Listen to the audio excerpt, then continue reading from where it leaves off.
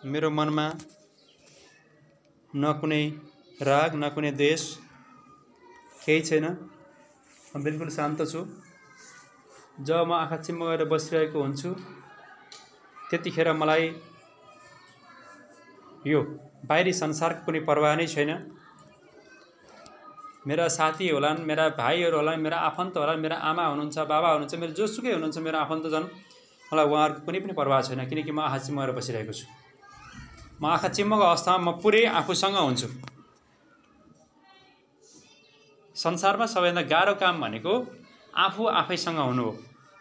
साथीसँग जो कोही पनि बस्न सक्छ, आफ्नो आमा बाबासँग, आफन्तीसँग, जोसँग पनि हामी बसिरहेका हुन्छौँ, तर आफूसँग बसिरहन सकिरहेका हुँदैनौँ।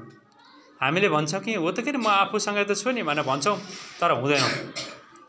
किन हुँदैन भन्दाखेरि यदि आफू आफैसँग हुन्थ्यौँ भने त्यतिखेर के थाहा हुन्थ्यो भन्दाखेरि मैले के गर्दैछु भन्ने कुरा थाहा हुन्थ्यो।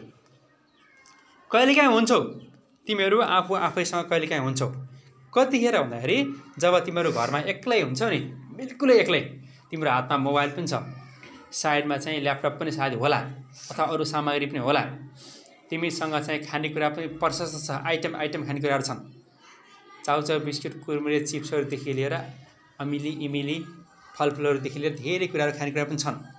त्यतिखेर तिमीलाई फ्री छौ, तिमीलाई के खान मन लाग्छ तिमी मजासँग झिकेर खान सक्छौ।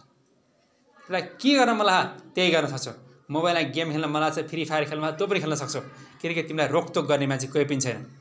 हो, वास्तवमा तिमी वास्तवमा त्यही हो।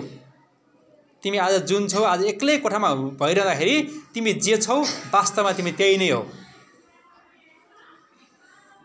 दायाँ बायाँ तिमी हेर्छौ, तिमीलाई थुक्न मन लाग्छ, कोठाको कुनापट्टि चाहिँ ढोकामा ठ्वाक्क थुक्छौ, किनकि तिमी आज एक्लै छौ। रातिको समय हुन्छ, तिमीलाई टोयलेट लाग्छ, उस्तै परे चाहिँ तिमी टोयलेटमा नगइकन बाहिरपट्टि कोही साइडमा गएर सु गरेर आउँछौ। वास्तवमा तिमी त्यही नै हो। तिमीलाई बिठाइ गर्न मन लाग्यो नि त, तिमीलाई टोयलेट जान गाह्रो भयो, न त्यहाँ भूत छ, न त्यहाँ प्रेत छ, न त्यहाँ आत्मा छ, तिम्रो हातमा लाइट छ, तिम्रो हातमा टर्च लाइट छ, सबै कुरा छ। अझै भन्ने हो भने त सबैभन्दा सुरक्षित तिमीलाई दिशा पिसाब गर्न जाँदा सबभन्दा बढी सुरक्षित ठाउँ त टोयलेट नै हुन्थ्यो नि। बाहिरभन्दा खुल्लामा त सर्प आउला, विभिन्न जनावर आउला, रिस्की हुन्छ नि, तर पनि तिमीलाई बिठाइ गर्न मन लाग्छ। हो, वास्तवमा तिमी त्यही नै हो। जुन बिठाइ गर्न मन लाग्ने मान्छे हो त्यो तिमी हो। जुन खराबी गर्न मन लाग्ने मान्छे त तिमी हो।